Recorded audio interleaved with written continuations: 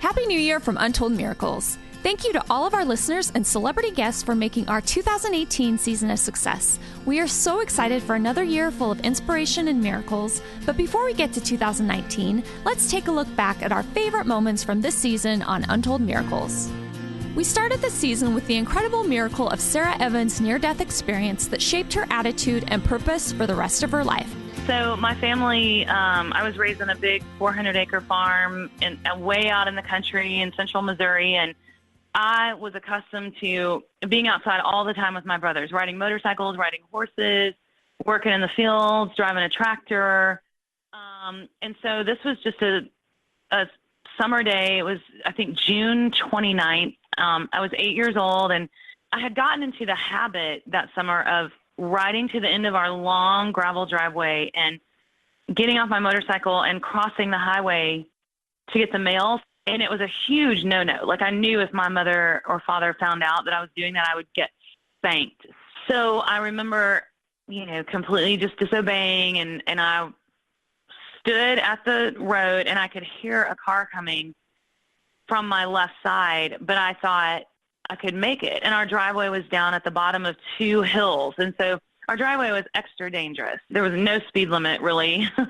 And so I heard the car coming. And the last thing I remember is seeing like this flash of blue to my left. And it was a blue Pinto station wagon. So it hit me, struck me on the left side and threw me up in the air. And my head hit the hood of the car. It gave me a severe concussion. And then when she slammed on her brakes, it threw me like 90 feet in the air. And I was in the hospital for 6 weeks. So I had many, many, many surgeries on both my legs. Both my legs and both my arms were broken. How did that experience shape your life? Well, it really made me understand, the value of life. Almost every person that came to see me said the same thing. Like, God was sure looking after you, and God has a purpose for your life. And we weren't a really religious family growing up, but I really felt like I was special. Like, I remember having this feeling inside, like, you do have a purpose, and God did save you, because who lives from getting hit by a car going 75 miles an hour? So I think that was such a blessing for me, because it made me a total and eternal optimist. I do not give up, and I won't be defeated, because I believe that God loves me, and we have this special relationship, and He has a plan and a purpose for my life. One of the greatest plays in NFL history was the Immaculate Reception, and Franco Harris told us the true story behind this miracle moment. From 1933 to 1971, the Steelers were the worst team in NFL history. And they always found a way to lose. And they called them the SOS, same old Steelers. They were only in one playoff game in that 40 years, one playoff game. And they lost that one, the one that they were in. So here it is, 1972, my rookie year, and it was a tough defensive game, playing the Oakland Raiders. And really going into the last couple of minutes, it was only 6-0. We were ahead 6-0 with 2 field goals. And all of a sudden, kind of like on a busted play, Kenny Stabler scored a touchdown. And in the last number of seconds, they went ahead 7-6. And so everybody's thinking, once again, the Steelers find a way to lose. You're done. That's just the way they are. Fourth down.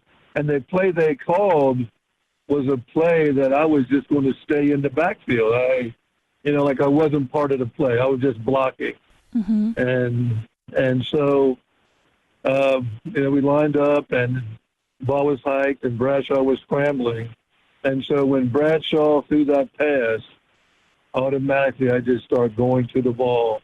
I left the backfield, and I heard that voice. And Bradshaw threw the ball, heard that voice say, "Go to the ball," on Paterno's voice. And I went to the ball, and I remember nothing after that. Really? My mind is completely blank. The only thing I remember is when I'm stiff-arming Jimmy Warren, to get into the end zone. And, like, that's pretty weird. No, that's crazy. I had no idea you didn't have a memory of that. Have nothing. I mean, completely blank. It was like it never happened in my mind, but I know it happened. The film is it. Well, I had no idea that Papa Joe takes credit for that. That's very cool. Oh, well, yeah, I used to holler at me, Harris, go to the ball. You know what I mean? Go to the ball. That was just saying. And then later on that night, some Steelers fans were at a bar, which they normally are, Steelers fans. And someone later that night coined the phrase, this forever should be called the night of the Immaculate Reception. That's how the name got coined. Yep. And that's what the play was called, and forever will be known. We all know Phillip Phillips can sing, but we didn't know about his health issues at a young age and again in adulthood that brought incredible challenges into this American Idol's life. Yeah, I was actually premature, around a month or so premature, and kind of was really sick as a baby. And, I just had some amazing doctors that performed a miracle. I guess God was moving through them. How long did you have to spend in the hospital? It was probably a good month or so. I was in and out quite a bit. My mom said I didn't cry a lot because I was always sick. So I was either trying to sleep or just too tired to cry. And I see, and I go back and meet these families, that are going through troubles, way worse than what I've gone through. And it's you kind of had to have that hope. And my parents definitely had that, and, a lot of prayers. It's just kind of what I like to do to try and give back. Speaking of health challenges, when you were on American Idol, you actually considered quitting. You'd had 8 procedures that were really painful. Yeah. So my body produces a lot of calcium.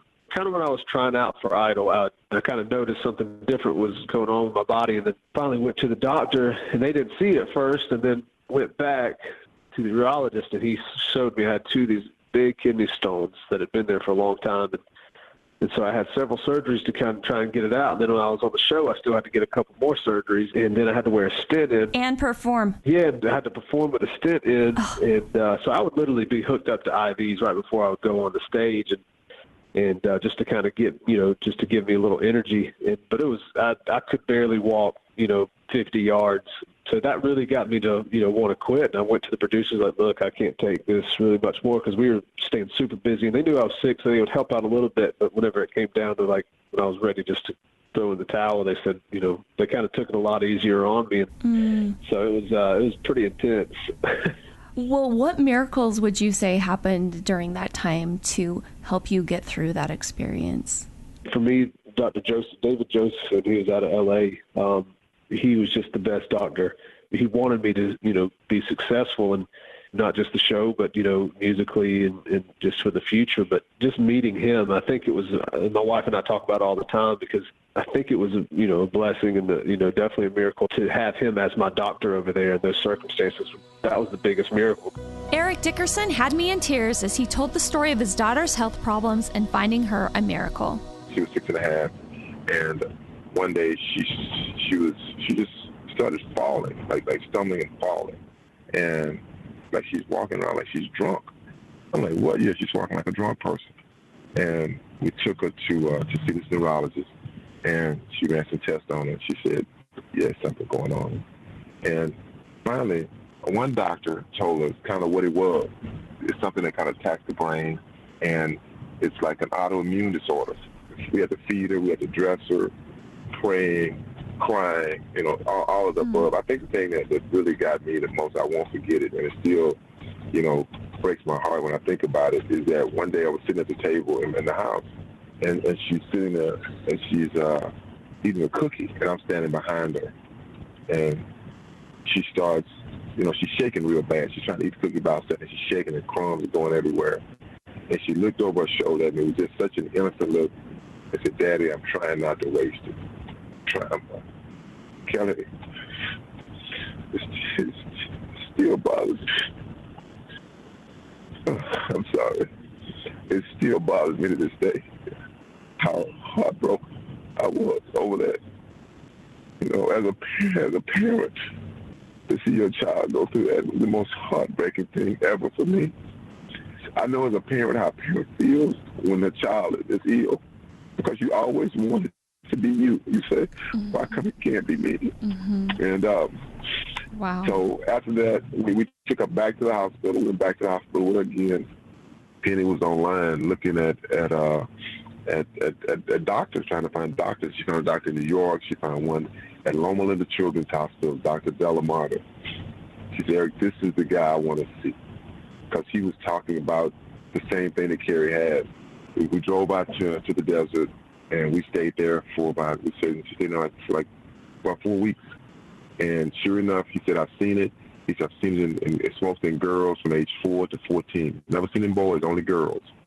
We had to go like every month for like 2 days for these treatments. And it was the steroid is so strong, you could smell it, the taste. This is hard for a 6-year-old child. The miracle is that the doctor said, if you didn't get her here in time, he said, you might have lost her. I got to say, Kelly, I won't forget my daughter said this to me at the hospital. She said, Daddy, I hate my new life. I said, Carrie, I promise you, sweetheart, this is not your life. I said, God is going to heal you. And she just said it to me again yesterday. She said, Dad, I remember when you told me, you said that this is not my life. She said that God is going to heal me. I said that you're going to have a life that you're going to love. And she said to me yesterday, I love my life. And it was just such a good feeling to know that you're there for your children. And it's a miracle, truly. I mean, it's a miracle, for medicine and through, as I always do, because nothing is done without God. I believe that, he healed our daughter. And she's 100%. She runs track. She plays basketball. How old is she today? She's 12 now. She's 12 years old now. Double amputee Noah Galloway shared how he overcame his depression following his injury. Every time I looked in the mirror, I had this full-length mirror in my bedroom, and all I saw were my injuries. I saw that my arm was gone, my leg was gone. And then one night I was looking, and I noticed how out of shape I'd gotten. And I've always been into fitness, and I was like, wow, what am I doing? And then I had this moment of realizing I needed to quit concentrating on what I'd lost and concentrate on what I had left. And then I had this moment of where I walked out in the living room, and my 3 children were sitting on the couch, and I realized to my 2 boys, I was showing them what a man is, and that's what they're going to become one day. And to my little girl, I was showing her how a man's supposed to act, and that's what she was going to look for. And that thought terrified me. And so I knew I needed to make a change. Now, I always tell people it wasn't like that moment happened and I was just better. No, I still messed up. I still made mistakes. But every time I would screw up and fall flat on my face, it was the motivation of my children that got me up and going and pushing a little bit harder each time, getting a little bit more, getting help with depression, all the different things, get back into fitness and just become a better father. That became my ultimate goal, just to be a good father to my children. Well, speaking of fathers, your father had an accident when he was young, correct? And he lost his hand. How did that impact you as you watched what he went through? And then what kind of example was he to you when you had to go through it yourself? Well, when he was injured, it was before I was born. I've only known him with one hand. But as a man with one hand, he's done construction my entire life. He's taught me how to roof houses, do room additions, plumbing. He did it all with one hand. And it was almost not even that big of a deal to us, his children, because it's all we knew. And to be injured, I remember in the hospital, I had a doctor ask me if I did things with one hand because my dad did. And I was like, no, that's a ridiculous question. Why would I? But now I have 3 children, and I see them do things with one hand because I do things with one hand. Their grandfather does things with one hand. And what I really noticed immediately was I adapted much faster to doing things with one hand while I was in the hospital than the other men and women that were there that were injured. And I think that was because of my father. And then he was able to talk to me about these different struggles. Now, he gave me a lot of great advice and told me what I was going to experience. But at the end of the day, I'm hard-headed. And I was like, you went through that. I'm not. And that depression hit me really hard because I was just convinced I was not going to go through what he did. And I went through exactly what he told me I was going to go through. I was absolutely blown away by Victoria Arlen's description of what it was like to walk after 10 years of paralysis. I developed two incredibly rare neurological conditions known as transverse myelitis and acute disseminated encephalomyelitis. But I basically, in a matter of 3 months, went from being a healthy 11-year-old girl to fighting for my life. And I lost the ability very quickly to eat, talk. Basically, I lost every function imaginable aside from my breathing and slipped into what is called a vegetative state, which means your body you have no more control of your body. And so at that point was pretty much written off as a lost cause. But I'm one of triplets, and so my parents, 23 years ago, were faced with a pretty big challenge and were not one to give up. And so my family refused to give up on me and decided that they were going to just keep fighting for me and believing in me. And what no one really realized was that I was completely aware. So I was what they call locked in. Mm-hmm. And so at that point, I realized, okay, this could get really, really scary really quickly, or I could, ultimately, I have to shift my perspective, because if I think negatively, I'll slip down a very slippery slope. And so I decided, kind of on a whim, to just focus on the things that I was grateful for. And I really just started to focus on, the fact that I wasn't dead. So that's a big win. And the fact that I had an amazing family, and I had medical care, and I had, clothing and clean sheets. And so I really, every day, just decided that, all right, I need to list the things that I'm grateful for. And so by doing that, it shifted my perspective, which ultimately created hope.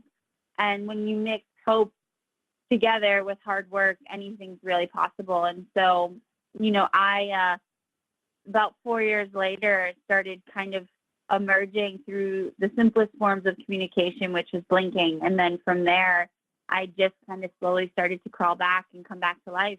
Tell me what it was like when you were able to finally walk again for the first time in, 10 years?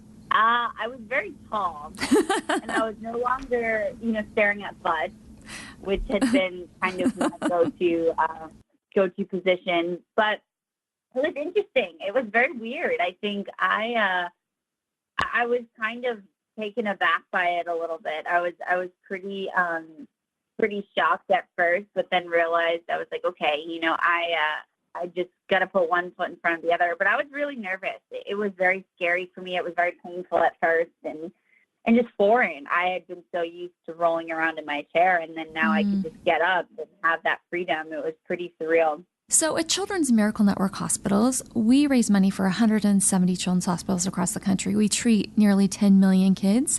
A lot of them go through much adversity. What advice would you give to those kids or anyone listening to this podcast about facing adversity? For me, what facing adversity means is it's kind of like climbing a mountain. And it's tough. It hurts sometimes. There's avalanches. There's weather. But what I've always liked to say, and what's always kind of resonated with me, is keep climbing even when it hurts, because I promise you that the view is worth it, and the victory dance at the top of the mountain is way better than you could have ever expected. Just keep climbing, keep believing, and realize that there is a purpose for pain. And it's all kinds of pain. There is a purpose. And I can say that from someone who has been in some of the worst pain imaginable. I can look back and say there is a purpose for each and every pain that I've endured. Everything happens for a reason, and Michael Waltrip knows that firsthand and shares his amazing story about his dad and his proudest race. In 1999, my father was battling cancer. I was his guy.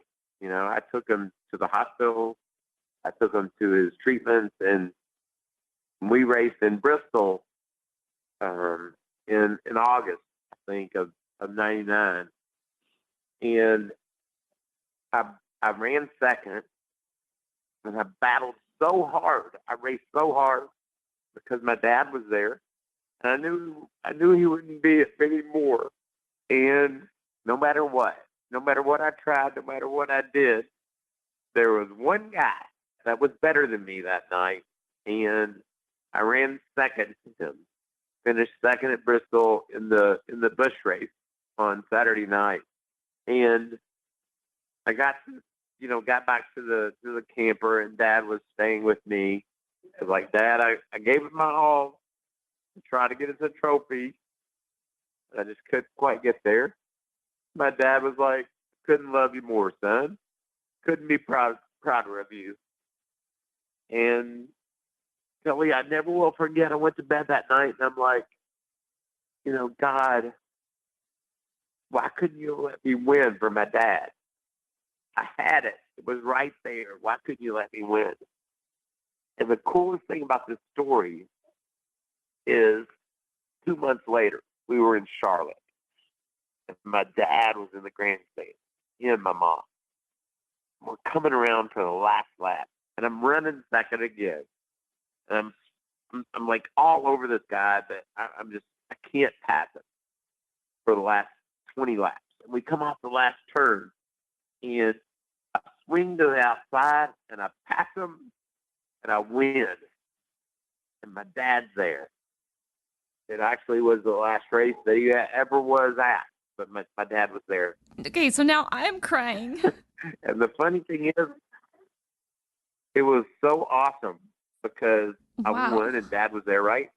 But a couple of months later, I asked God why. Why could you let me win? And on this day, coming off the last corner, when I thought I made the most amazing move ever and won, I looked in my mirror and the guy ran out of gas.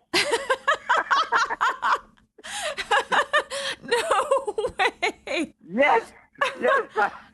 And that's the great, that makes me so happy because I hope I haven't since then, but I don't think I have since then ever questioned, God's glory or God's plan, because we celebrated that night with a trophy, a magical, beautiful evening, and that was in the October of '99, and in January of 2000, my father passed away. Jack Nicklaus does so much to give back, and during his episode, he shared the amazing story of a special boy named Craig who continues to inspire him today. Craig Smith was the son of a minister and his wife. There was a church that Barbara grew up at, and I ended up developing a relationship. He had Ewing sarcoma, and so we ended up developing a little bit of a relationship, and we started talking on the phone, and nice young man, and we had a nice game. And one day he said to me, he says, after church, I knew you were going to win today. I wore my lucky yellow shirt. And I said, oh my God. So I start wearing yellow shirts on Sunday when I thought it was appropriate. I won a lot of tournaments in yellow shirts, and we got around to April 13th, 1986, and it was the Masters, and Craig had been passed about, I think 15 years before that. I turned to Barbara that morning. I said, I had a chance to win the golf tournament. I said, I wonder whether Craig would like to see this yellow shirt again. And so I put on a yellow shirt for that last day at the Masters, and I like to take that as a little miracle. It helped carry me through. There are only a couple hundred players in the NBA out of the millions who want to play at that level. Shane Battier gave advice to kids who want to play professional basketball. Well, the most important thing that I tell every kid is you have to believe in yourself first. If you don't believe in yourself, no one else will. Like I said, I was a buck-toothed, skinny kid with big ears and big feet, and I failed the eyeball test in every way. I just didn't look like a player. I was a little uncoordinated.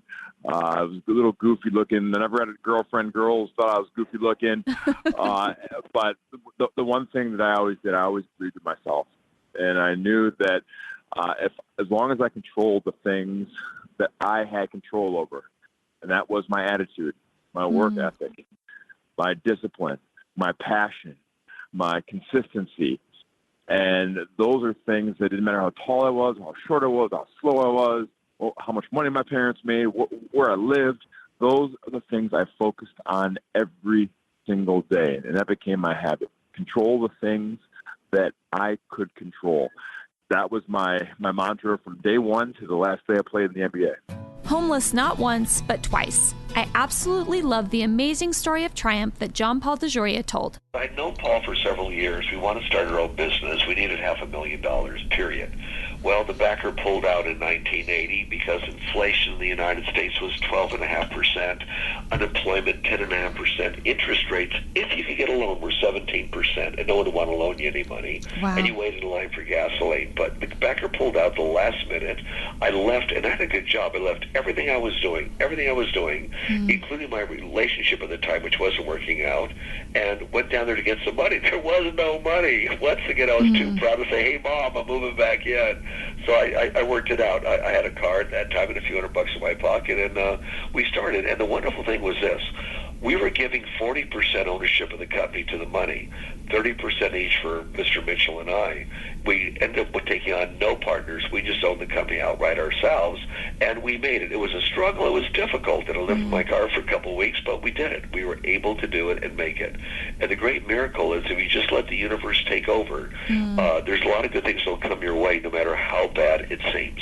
Another good example of a miracle, and people have to know this in life, I was fired by 3 companies, and I did well at all 3 companies.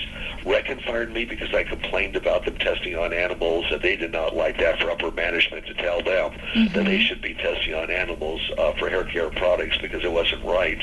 But if it wasn't for all 3 companies, here's the miracle.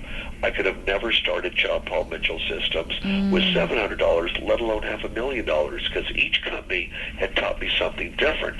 So it's almost like the miracle of the universe said, you don't belong here, go to this. You don't belong here, go to this. And now go do it on your own.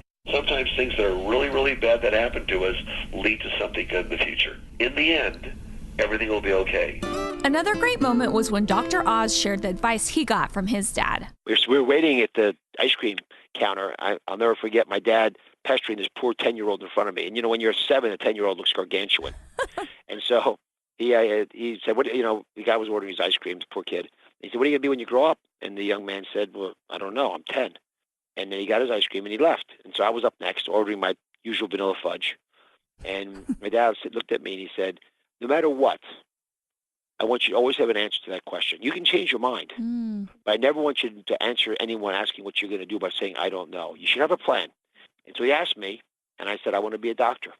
And I never changed my mind. Where did you first start off practicing once you were out of medical school? I went to Columbia University because I was offered a training program there, which is pretty prestigious institution. So I wanted to see what it was like to play at Columbia. And it was in an inner city institution, so I also would be exposed to a lot of different kinds of ailments that I wouldn't normally see in a suburban hospital. I did my residency there, and then at the end of my residency, I did a cardiac fellowship to train in cardiac surgery. They offered me a job, so I took it. And I never thought I'd stay, but as I started to practice in academic medicine, I enjoyed it more and more. Did some operations on kids, by the way, because I was running the mechanical heart program, and we had a big initiative trying to help kids whose hearts were failing them, a common cause of demise in young people. And I don't know if you saw the Jimmy Kimmel show that I did recently, but his son was born with as a blue baby with a condition called tetralogy of Fallot. I have little boyfriends across the country who have that condition. It's a lot. It's very common. It is common, and it used to be lethal. But these days, as Jimmy's son experienced, you can treat the problem. In fact, cure is a hard word to use anytime, but these kids shouldn't have long-term issues growing up. They might need more procedures, but they should have a great outcome. And I, at Columbia, was exposed to lots of young people at Children's Hospital. Morgan Stanley Children's Hospital is a great institution in the city. That's Columbia University Children's Hospital. And I learned a lot about managing complex illnesses because it's an institution that could attract a lot of donor organs. And I'm still practicing there. People don't know this, but although I host a show every day, I tape shows ahead of time for Thursday, and I actually go to the hospital those days and take care of people and operate. Take this advice to the bank. Mark Cuban shares tips for success for new business owners. Preparation, in my case, my preparation came when I was working at Your Business Software, and I was spending all those nights reading the manuals or spending late nights working on computers to teach myself. And that's the first thing, being prepared and knowing your business. And second is knowing the industry. I also knew that it was a new industry, and there were a lot of people that didn't understand computers. And I also understood local area networks, and that gave me a skill set that was relatively unique and created an opportunity. So if you're starting a business, it's not about raising money. It's about knowing what you're going to do, knowing who your customers are going to be, knowing what the competition is, and knowing how you're going to sell and make those customers happy. If you can do those things, you can be successful. Sabrina Carpenter made it her mission to visit as many children's hospitals as she could and inspire as many kids along the way as possible. They honestly do more for me, I think, than I do for them most of the time. So I'm just really lucky that I get to do it. Well, I was going to ask you, I'd love to know your why for getting involved and how these experiences with the kids have impacted your life. Yeah, absolutely. I started touring. These past 2 years of my life were the first time I've ever been on the road. And it was a very, very different experience for me. It's not something that anyone can ever really prepare you for. You just kind of go. And I knew, because luckily before, as I'd been going to different cities around the world, I had gotten to go to a few of the Seacrest hospitals and meet some of the kids. And they were always just so good to me, and I really wanted to get involved on a bigger scale. So I decided that when I was on the road that I would visit every single hospital in the U.S. And so I've gotten to meet so many amazing kids. And like I said, I would go in there and I would just forget all of my problems, and I would listen to them, and we would have so much fun together. And they really do brighten my day, and they inspire me so, so much. So I hope to do way more. I hope to stay involved with them for a really long time. But again, I want to be able to meet as many of them as possible because they inspire me in a lot of ways. How does Kristen Bell balance her acting career, being a mom, and a million other things? The secret is letting go of the word balance. Balance, we got to strike it from the dictionary. It'll never happen. Stop thinking about it. Stop striving for it. It's never going to happen. Just forget it. Throw it out the window. What you can do is try to be present wherever you are. That's going to involve some heartache. When I'm at home, sometimes I'm feeling really creative and I wish I were at work. And sometimes, all the time, when I'm at work, I think about my kids. I scroll through pictures of them on my phone and I wish I were just listening to them talk. Staying territorial about your priorities helps. It's a very hard thing to stand up for. To say no to things, to say, I'm not going to do that press engagement on a weekend because the weekends belong to my kids. And yes, I know I'm going to get a call from one of my bosses saying this is really important and you need to do this. And I'm going to have to say, I'm so sorry. Right now, when my kids are young, this time is theirs. I listen to them when they want to talk about how tall they are today or they want to put their diaper on backwards first. And I just enjoy it because it won't be there forever. And the minute it's gone, I will want it back again. You know you're a redneck when comedian Jeff Foxworthy tells you so. I'm not sure I've ever chuckled more than when Jeff told his favorite jokes and how he wrote them. One of my favorites was if your working television sits on top of your non-working television, because my grandparents had the old console and it died and they went and bought another TV and put it on top of the console. And I would always say, well, get rid of the one that doesn't work. And my granddad would go, well, that's good wood. I'm not getting rid of that, you know. And oh, that's good. I did one for NASCAR with that. If your son's name is Dale Jr., and your name's not Dale, you might be a redneck. And there was a few of them when I wrote them, they made me laugh. Like if you've ever stared at a can of orange juice because it said concentrate.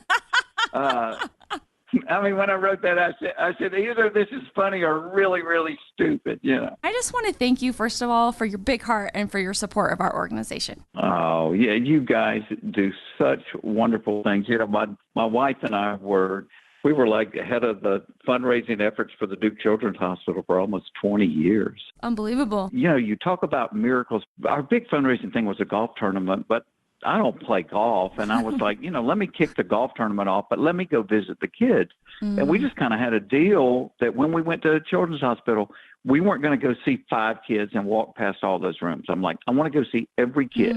I don't want one kid to feel like they're less special than the rest. And we would take our kids along and just kind of tell them, look, these kids did nothing to deserve this. They just woke up one day and had a sore throat or had a weird bruise. But you don't think at the time that you're doing that, the influence that it has. Well, I live next door to my brother who has 3 daughters, and his oldest one just graduated from medical school, and she's going to be a pediatric oncologist. She's a doctor. Oh, my gosh. And she said when we were little and we would walk through those hospitals and I would see the kids suffering from this thing, she said, I decided early in life that I wanted to try to help fix that. Coach K has witnessed a lot of miracles, but this one was his favorite. I've been in moments for and against. Obviously the most celebrated is the Kentucky-Duke game in '92 when Leitner hit the shot. But a year before, Leitner hit a shot against Connecticut with 2.6 seconds left and a side out of bounds that got us into the Final Four. So in Leitner's career, in 4 years, he hit 2 buzzer-beating shots because the Kentucky game was in an Elite Eight game too that got us into the Final Four. When we came back in the game you saw in 2015, we were down in the second half against Wisconsin. It was kind of we were going to lose. And it was a miracle that the last man on our team, the 8th man on an 8-man team, Grayson Allen, came in, and he had only averaged 8 minutes a game. He came in and he scored 8 straight points. The number 8 was kind of magical for us, and got a loose ball and ignited us, and we won. And so, miracles happen not just by one person, but they happen in an environment where you continue to believe. And, that's what's happened for all these youngsters who are cured around the country at all the great children's hospitals that there are, because the family, the youngster, and the medical team around them believe in miracles. Unless you believe in them, they're not going to happen. Lewis Howes inspires millions around the world and came on the podcast to talk about his book, The Mask of Masculinity. The timing of it has been a miracle itself, because I wasn't expecting when to come out that it was going to be the height of the Me Too and Time's Up movements, and that all of this attention would be on this topic. So the fact that I had a feeling, because I started writing it 2 years before it came out, and I was just like, you know what? Men are hurting and so are women. And men don't have the tools to understand how to process emotions. And they feel like it's not masculine to do that. And look at all these mass shootings and racial marches and sexual abuse and domestic violence. Like, the common denominator is men who don't know how to express themselves in healthier ways. And so I said, okay, this is something, I've dealt in my own internal destruction of feelings of what it means to be masculine and I'm a man in today's society. And so I wanted to dive in deeper. And just writing the book in general helped me heal and process more things that I was already working on for myself. But since the book's coming out, it's been an unbelievable miracle. I mean, just today I got an email from a guy who said it saved his life. He was wanting to commit suicide, and he started reading the book and realized all the things he was attached to with these masks for his own life. And it made a positive impact on him. I went and did a workshop about 3 weeks ago or 4 weeks ago at a maximum security prison here in LA. And I was working for 5-6 hours with 30 murderers. And all of them had read the book and talked about how those masks were exactly what got them into prison in the first place. Realizing the mistakes they made, they were all proving to become better men. And for me, that's a beautiful miracle. Lindsey Stirling shared the most amazing story of how she felt her father was with her as she struggled through an injury on the finale of Dancing with the Stars. I think one of the most spiritual moments I've ever had was on that show. And I kind of reached a breaking point where I had been working so hard. I was also doubling rehearsals. I was going to dance rehearsals with Mark for like 5 to 6 hours a day. And then I would run to my tour rehearsals where I'd learn choreography with my dancers for my tour that was upcoming. And then we left on tour. And then I was flying across the country, putting shows on every other night, or every night, and then having to fly back to tapings and find time to rehearse during the day. Like, it was exhausting. I've never been that tired and never pushed myself that hard. And that, coming from me, I'm a doer. I'm always pushing myself hard. So for me to finally say I can't do this was really humbling and terrifying. And then, I've injured my rib, and I actually I went to my bishop, who's the leader of the congregation where I go to church, and I basically sat with him and I was crying, and I was like, I don't know how I'm supposed to do all of this. I have taken on way too much, and I'm terrified. I'm going to make a fool of myself in front of millions of people on national TV. And then on top of that, I leave on tour in, a few days, and I'm going to let down thousands of fans that have bought tickets to this sold-out Christmas tour, losing in every category. And on top of that, Bishop, I just got injured, and I don't know what I don't know what I'm going to do. I'm in pain. And then in our church, we can have blessings from a priesthood holder. And so I asked my bishop for a blessing, which is basically like kind of a message from God to me.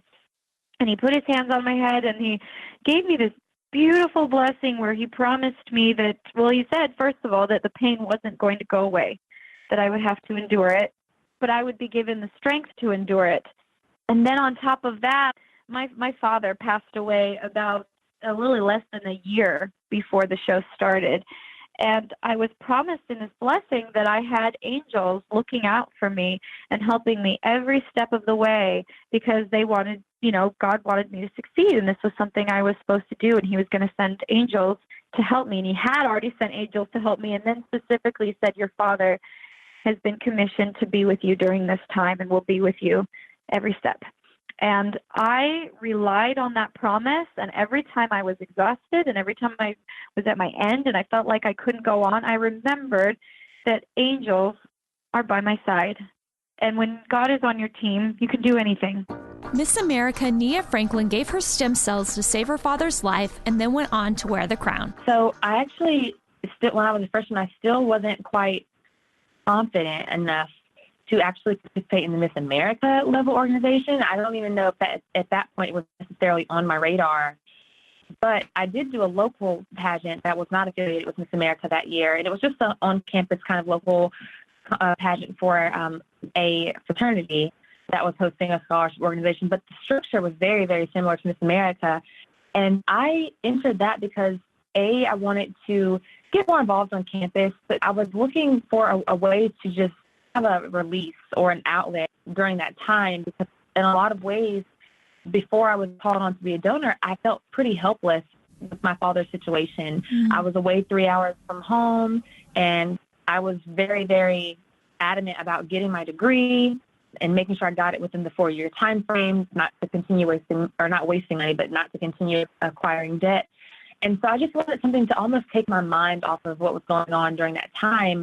And so I did get involved with a scholarship pageant at that time. And it wasn't until my sophomore year that the doctors, my father had relapsed twice, and it was kind of getting hopeless. It really felt that way in a lot of ways. But as a woman of faith and having a mother of faith who's a strong woman of God, we kept the faith and we kept the hope. And the doctors decided that at that point, the best treatment would be a stem cell transplant. And so there were kind of two options. It was between myself and my dad's sister, my Aunt Julie, and my younger brother and sister were not eligible because you had to be 18 years of age. And the doctors decided, after figuring out that I was a match, that I would just be the best over my aunt, who was also, she could have done it for him as well, but she was, she's a little older. And they really preferred that for this type of procedure, they get someone very young as possible. And I was 19. Mm-hmm. So that was really the best direction for us to go in. And I believe it was May 2nd. That was when the transplant happened, May 2nd of 2012. Now it's been about 5 years. Can you tell me a little bit more about that procedure? Is that painful? Did you have to be in the hospital for very long? Was it painful for your father to receive the transplant? It was about a week-long process for me. For my father, it was many, many months of healing and recuperation after the procedure. So for me, I guess I did the easy part compared to everything he had to go through. He left his hometown for most of his NBA career, but Clyde Drexler came back to Houston and hit the game-winning shot. Yeah, it was phenomenal. Going back to Houston, it's like a storybook ending, right? I had some great years in Portland with the Trailblazers. We loved beating up on the Jazz, who were always really good. Well, I had to throw that in, a little jab. I know. I still love you. and I love Carl and John. You know that, Stockton. I love Karl Malone. But we had some great battles. But that Portland team had a lot of success. And I like to think for 11 and a half years I had a lot to do with that. But going back to Houston in year 12, to win a championship, well, that was the pinnacle of my NBA career. Kelly, when you play the game, you're just trying to win. And so my whole thing was I was always on those teams that were considered really good teams. those good teams kept following me around, as they say, which means you got a lot to do with it. And so I was very fortunate to be an impact player, a marquee player for many, many years. I had good health. I was able to perform on a nightly basis, do something I love to do. And whether you win, lose, or draw, you know that you're giving it everything you have. It's not an individual sport like golf or tennis. In a team sport, you can have 60 points and 50 rebounds, and I could miss the 2 free throws at the end of the game and we don't win. But does that make you not a champion? No, it's a team sport. So you never measure the metrics by winning a championship in a team sports, because the greatest player in the history of our sport, Wilt Chamberlain, he only had a couple of rings, if that many. And so, so you can't measure a team sport. Right. You're lucky to be on a team that's good enough to win it all. You need a bunch of other characters besides yourself to actually participate. Like Bill Russell had 4 or 5 Hall of Famers playing with him at all times. Yeah. And so did Magic Johnson, so did Larry Bird, and Michael Jordan had a few Hall of Famers. And so you need some of those good players to play with you to win it all. Well, speaking of team, you are a member of the Dream Team that won an Olympic gold medal in 1992. Did you experience any miracles being a part of that process? The 92 Dream Team, I didn't experience any miracles other than going to a different country, competing for your country, the USA. And when they played that Star Spangled Banner, and we're up there on that podium, even though we knew we were going to beat everyone silly, it was still a very special moment, Kelly. To actually bring home a gold medal, I never thought I'd get the opportunity to do it as a professional, because it was an amateur sport up until 1992. And so that was a very prestigious and proud moment in the history of this country. That confirmed that the best basketball is always going to be played right here in the United States of America. He was the pitcher for the New York Yankees during 9/11. Roger Clemens shares what that was like and his story about visiting the troops. Probably the coolest thing that I've ever had happen to me. Obviously, what went down in New York and what we all know, that was just devastating to our nation. But what came out of it, a lot of things. I was able to meet a lot of the firemen and police officers and families that lost loved ones, and to see their heartache and to hear their stories. Boy, I wish I'd have kept a better journal over my years. And, I do have, obviously, great memory of it. I need to jot it down. After that happened, we stopped baseball, and we knew we weren't going to play for a while, and then we ended up cranking it back up. We ended up getting to the World Series. The Yankees, we got in the World Series against the Diamondbacks and had a unbelievable World Series against them. I pitched Game 3 of the World Series. President Bush came to Yankee Stadium, threw out the first pitch, which was just incredible. And then shortly after that, what was an experience of a lifetime for me was General Myers. I think General Myers, our 4-star general at the time, and he asked if I would go to the Middle East to see some of our men and women and bring their morale up and do all kinds of things. So obviously I didn't hesitate on a yes on that. And it was probably the neatest thing that I've ever done. 7 days over in the Middle East, probably saw, probably 16,000 plus troops, men and women. I was taken aback about how young our men and women were, but their energy and their passion for our country was just off the charts. Unbelievable, something I'll never forget. I tip my hat to everybody that's listening that had men and women serve, son, daughter, uncle, brother, whoever that served in our military to protect our country. It was definitely a special trip. He dreamed big, practiced his autograph at age 14, and then became one of the greatest storytellers of all time, Levar Burton. Well, my love of acting began in the Catholic seminary. I was studying for the priesthood earlier in my life and was exposed really to the theater arts for the very first time and fell in love immediately. And as it happened when I was deciding what to do with my life, rather than become a priest, it was acting and theater arts that presented themselves as perhaps the next pathway for me. What were your dreams like? And were they anything like what your life has been? No. In a word, no. When I decided not to become a priest, I guess a little older than 13, 15, I think, when I was really in the crux of that decision in my life. Although I was certain that I wanted to be successful as an actor, I didn't know what that looked like. I had no clear picture of what that looked like. Except for that, I did feel like it was going to be necessary at some point to have an autograph. And so I began working on one then at the age of 15, 16. My whole life has been a miracle. Every step along the way. Being born to the woman that I was born to, Irma Jean, who shaped me and filled me with love and hope and optimism and the sense that there were no limits to what I could accomplish in my life if I really applied myself, which is to say, we're all born with God-given talents, but it's the drive necessary that's an equally important component, you know? I believe that miracles are natural. They're a natural occurrence in the universe. And that when miracles don't happen, something's off kilter, okay? That's my point of view. So every step along my journey I see as a miracle, both in the things that happen to me and the people I encountered. Andy Grammer shares the touching story of his mom's passing away right before he made it big. I definitely think there are miracles. I think in general that life has so much more going on around us than we're willing or usually accept. And, I mean, I lost my mom when I was 25. She was incredible. And then it's been it'll be 10 years coming up this year. And, things started going really well about 2 years after she passed away.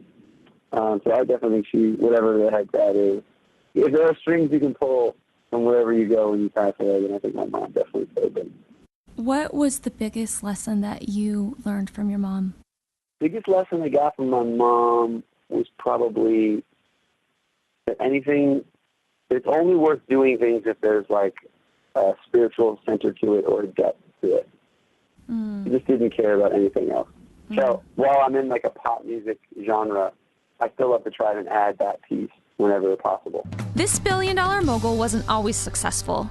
Kendra Scott talks about her first business failing and why giving back is so important to her today. After 5 years of running that store 7 days a week, open to close, I was, had this big grand idea that we were going to open hat stores all over the world and hats were going to come back like it was 1940 again. Clearly that didn't happen, even though I'm still a huge lover of hats.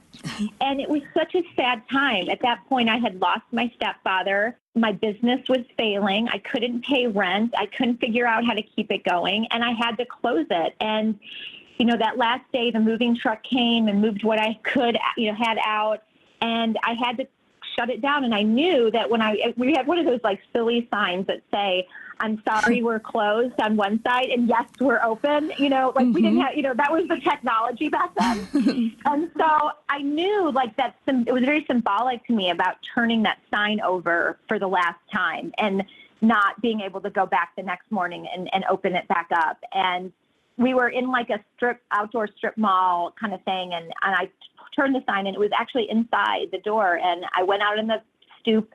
And of course, it starts to rain, like every good story. It starts to rain on me. And I'm crying and I'm feeling sorry for myself. And I'm thinking, oh my gosh, what have I done? And I hear something kind of thump behind me. And I turn around and the sign says, "Yes, we're open." And I'm like, I swear I turned this. And then I was like, I just went through this whole situation, the drama of having to turn the sign. I got to go back in now and turn the sign again. And I was like, really, God? This is like, what kind of sick joke is this? I'm already going through enough. But then it really it was like, hello, this is a sign, Kendra. This is an actual sign. Yes. And it said, "Yes, we're open." And I sat there on the stoop and I really did kind of look up to the sky and go, okay, Rob, what are you saying to me right now? And it was, Kendra, you need to be open. You need to be open to what's going to happen next. And that there's a reason that you're going through this right now, and pay attention because something great is going to be around the corner, but you have to be ready for it and don't give up. And I felt that. And it was like, all right, I've got to be open to the next thing that's going to happen. And now in retrospect, that business was the greatest gift I ever had. It was a master's degree in the School of Hard Knocks. We ended our 2018 season with a world champion boxer, Laila Ali, and the story of her overcoming challenging childhood to empowering others. You know, I had a very dysfunctional childhood growing up. A lot of people wouldn't even realize or, you know, wouldn't even be able to believe some of the things that I've been through. And I wrote a lot about it in my book, Reach, Finding Strength, Spirit, and Personal Power. One of the things that I've been through, which has surprised a lot of people, is I went to juvenile hall when I was a teenager, when I was about 16 years old, and was in juvenile hall for 3 months, not just overnight. Oh, wow. So, yeah, exactly. So people a lot of times would judge a book by its cover and say, oh, you're Muhammad Ali's daughter, you know, he's pretty, he had an easy life, you know, why would you want to be a boxer? They don't realize this fighter that was in me that actually got into a lot of trouble growing up. And I do have a kind of rough exterior, and there's a reason for that. I was able to, you know, get that out of me in the ring, and that's what I needed because there's a lot of anger there.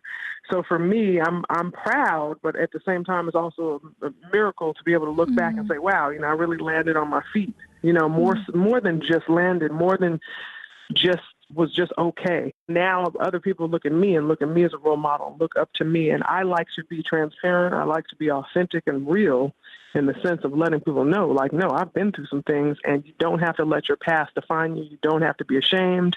You just have to grow and learn and try to help somebody else along the way. So that's what I try to do. Thank you for listening to Untold Miracles. Our 2019 season begins in 2 weeks, and we are so excited to share more miracles with you. Happy New Year.